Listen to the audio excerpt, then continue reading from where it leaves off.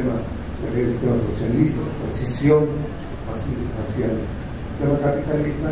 pues nos va a plantear cómo el gradualismo chino es uno de los secretos del éxito económico que caracteriza las revoluciones de los años 70 del siglo pasado.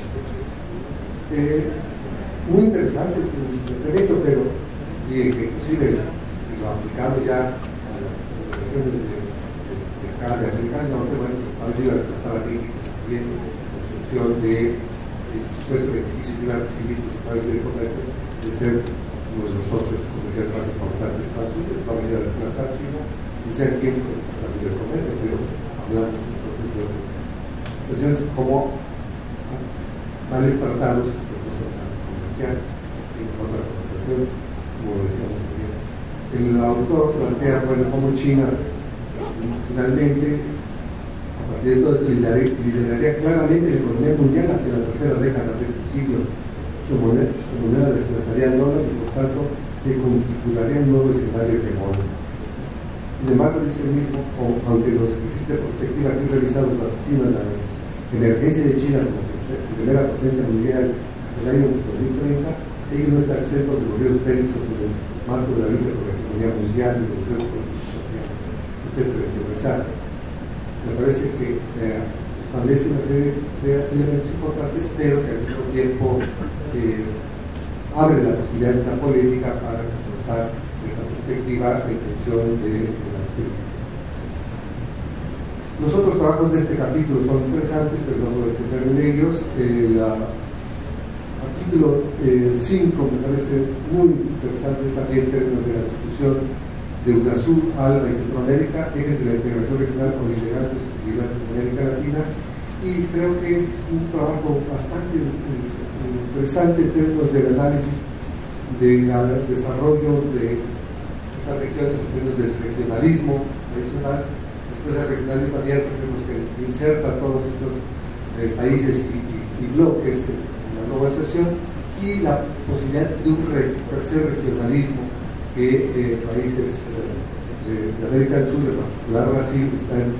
luchando a partir del fortalecimiento del propio Mercosur y de impulsar a partir de ahí una serie de propuestas. Entonces, hacen una serie de consideraciones importantes al respecto de cómo México, Venezuela y Brasil van a encabezar estas nuevas perspectivas de regionalismo, aunque México alejándose de América Latina en función de su integración o su inserción en América del Norte a través del siglo del Tratado de Libre Comercio. Y efectivamente,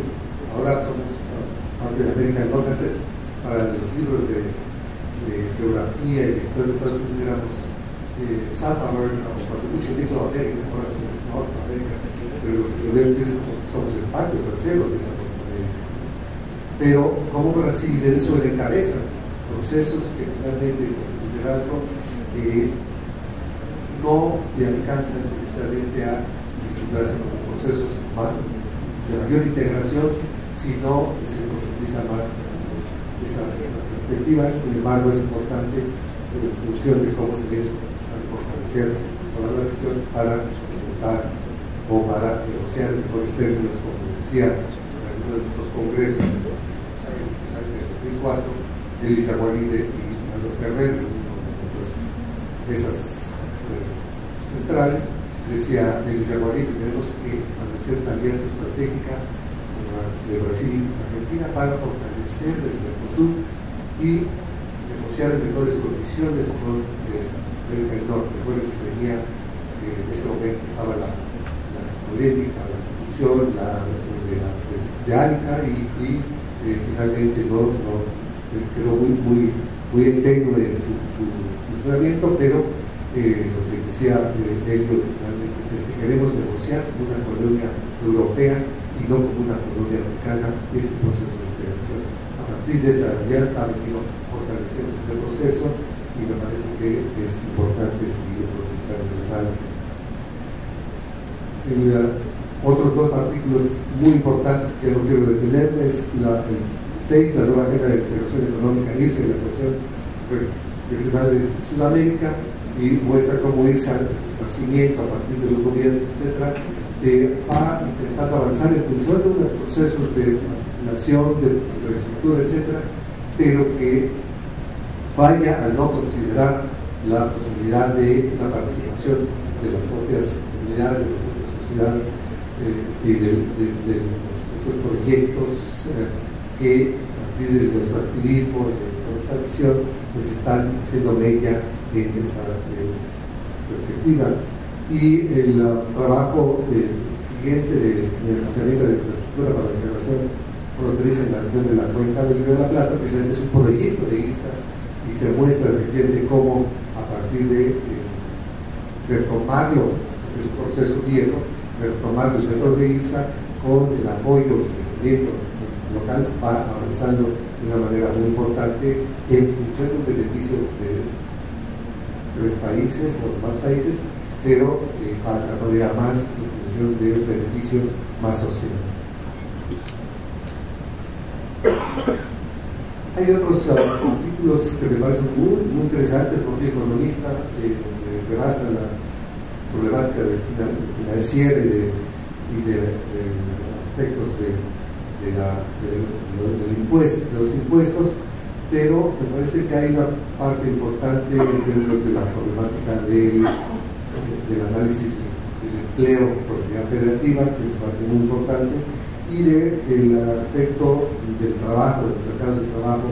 en México y la frontera norte, cómo van precisamente a encontrarse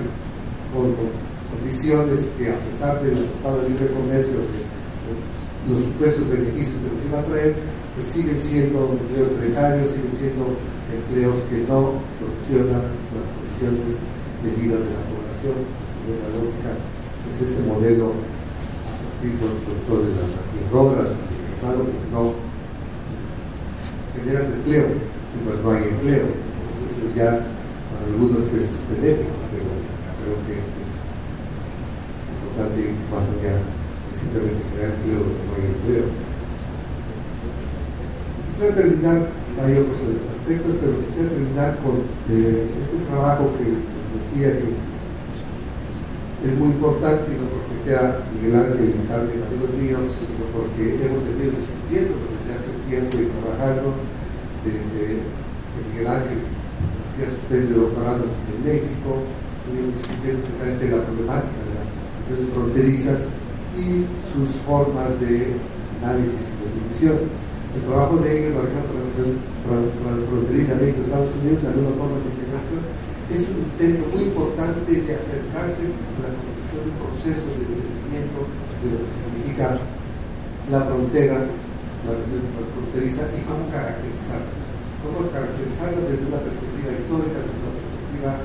de vinculación, de conexión y desde una visión internacional, es decir, no solamente lo económico, sino lo político, lo cultural, etcétera, etcétera, ver las definiciones y el cambiante que ha sido el significado fronterizo y de lo fronterizo para avanzar precisamente en entender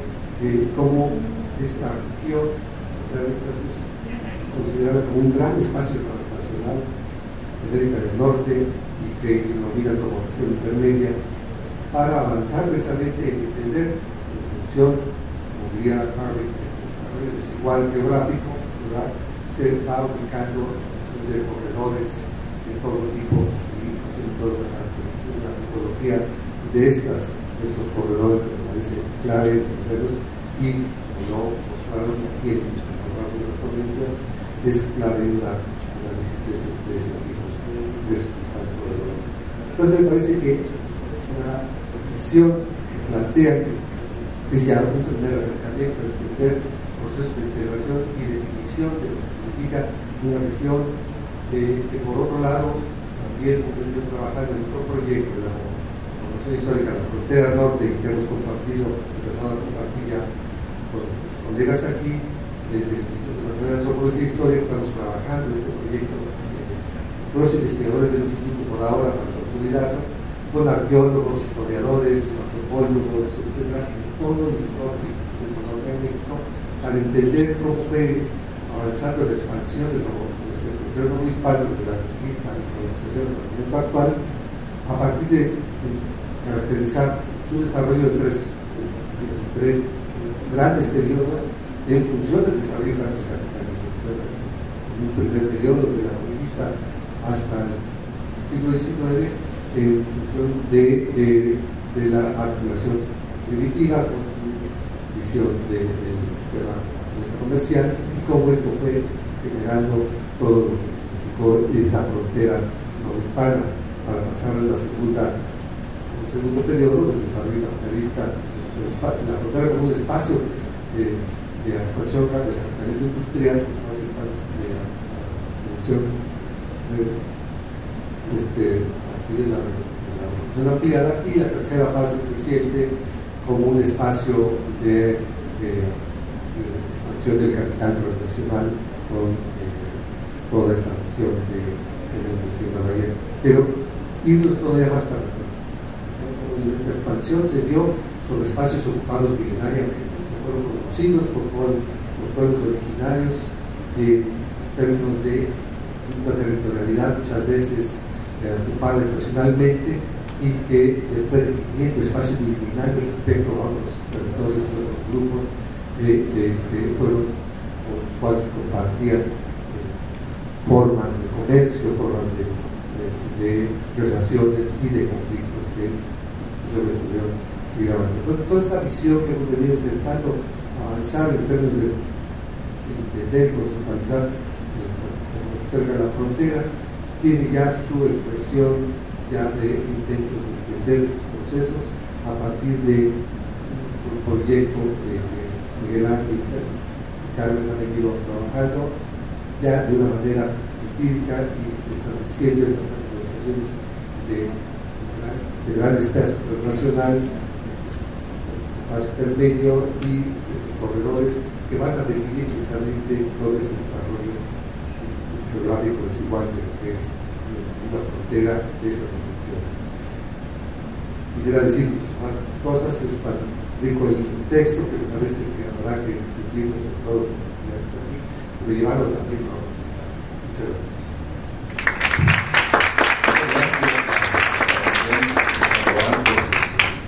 Muy agradables palabras para el texto, más de sus puntos de vista sobre una temática en la cual eres especialista. Bien, vamos a entregar a Juan Manuel su constancia, que fue analista de libros, y a ustedes agradecerles su presencia. Ojalá puedan estar por acá a las 4:30 de la tarde, donde vamos a cerrar con la mesa 5, que es una mesa que se llama Sonora y las dimensiones de la integración económica y social. Es una mesa donde hay, creo, trabajos también muy interesantes ya sobre el Estado, y cerraremos las actividades de este tercer encuentro con la presentación del libro del doctor Arturo Quicio Espinal, denominado Sistemas Económicos Comparados, Crisis, Transiciones y Perspectivas, un libro